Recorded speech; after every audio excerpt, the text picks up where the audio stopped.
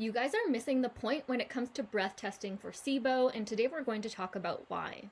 So what the experts are doing, like Alison Seebecker, Jacoby, and others in the field, is they are running breath testing at least every 3 weeks to make sure that you are on track and actually responding to your protocol. If you are leaving your breath testing to every 3 months, or you're not doing follow-up breath testing after you've done a protocol, you're missing the entire point, because you really want to make sure that you actually respond to that protocol. And you'll save yourself so much time in the long run if you do more frequent testing. So we'll go through a couple client cases, and I can give you a couple examples of why this is so important. So normally with my clients, I prefer to do a fair bit of testing up front, just to explore the possible root causes, especially when it comes to methane and hydrogen sulfide, because those do tend to be trickier. However, every now and then I get a person who is very limited financially, and they're like, hey, I can really only do the breath test right now. Can we start with that? So with client number 1, we do the breath test, and she is methane dominant. I'm like, okay, well, we can start with recipe number 1 for methane dominance. We will assume for now that it is archaea that are producing the methane. Now, just so you guys are aware, if you haven't listened to me speak on this before, methane does not always come from archaea. It just happens to be the main producer of methane. So it does make sense to start with treating archaea. So with client number 1, we are treating for methane as if it's being produced by archaea. When we retest her 3 weeks later, there's been 0 response. So knowing that she's a non-responder to archaea treatment, the next thing we do is we want to dive a bit deeper into the root causes, go through her health history, see if we can come up with any other reason that there may be methane production. In going through her tests that she'd run previously with her doctor, I discovered that a few years previous, she had actually tested positive and been treated for H-pylori. However, there had not been any follow-up. So knowing this, I suggested we move forward with H-pylori treatment.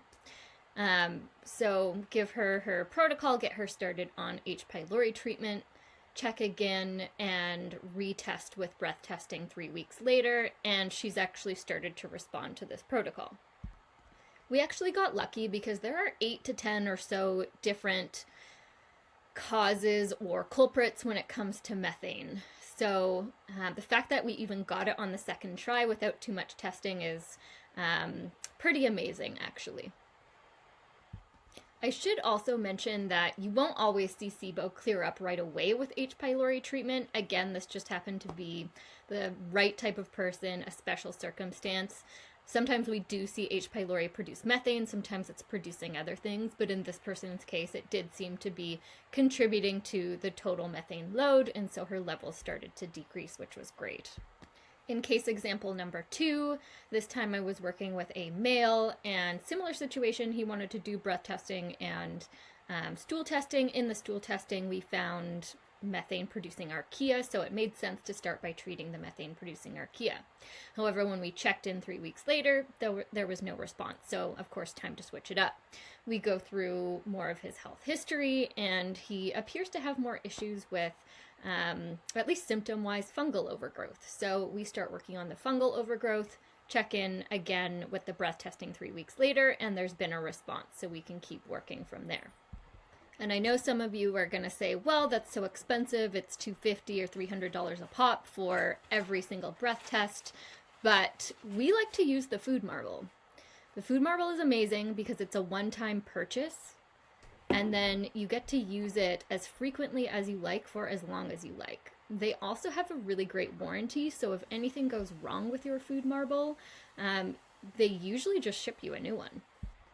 And for those of you who are wondering, well, what is the accuracy when it comes to the food marble? So far, studies are showing that it reduces chances of there being a false negative. This is because when you have to blow into the bags or the tubes for your breath testing and then send it out in transport, you do inevitably end up losing gas while it's in transport. And so we can end up with more frequent false negatives. Regardless, the future of breath testing will likely move towards either in-office gas analysis or personal breath testing devices only to eliminate this false negative occurrence. Not to mention, the food marble can also be used to differentiate between SIBO and fructose malabsorption, mannitol malabsorption, lactose intolerance, etc.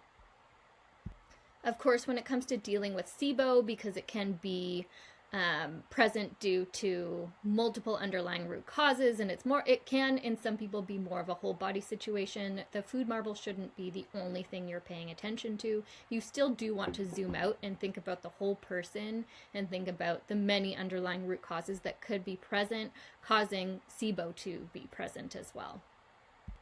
In my client programs, we are typically working with the food marble, stool testing, urine testing, different types of root cause analysis based on symptoms. So it's really not just one thing or looking at one part of the body. We are very much considering the entire person. And it's not just about antimicrobials either. We're typically working with different types of microbiome restoration. So how can we bring back beneficial microbes as well as reduce the problematic ones? We are sometimes working with peptides. We are doing hormone optimization. We're working on detoxification. So there's many, many layers to this. If you have any thoughts or questions based on what I've said today or about SIBO gut health in general, I'd love to hear from you in the comments below. And if you would like to be hooked up with a food marble discount code, you can always connect with us, and we're happy to share our client discount code with you as well.